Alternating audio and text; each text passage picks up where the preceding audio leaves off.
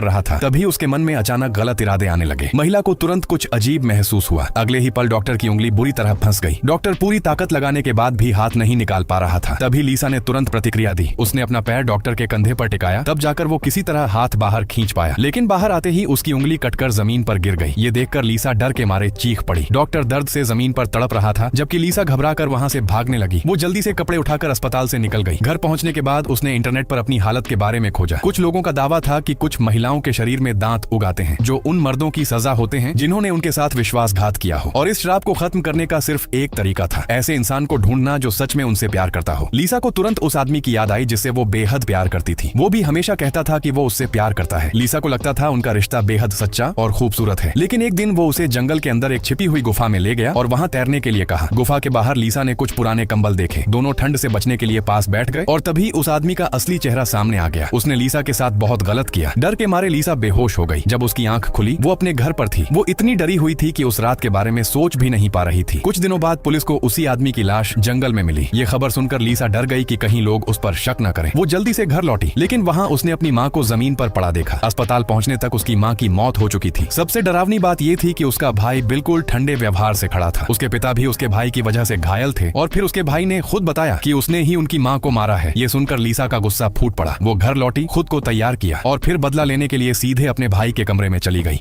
जब डॉक्टर उस महिला की जांच कर रहा था तभी उसके मन में अचानक गलत इरादे आने लगे। महिला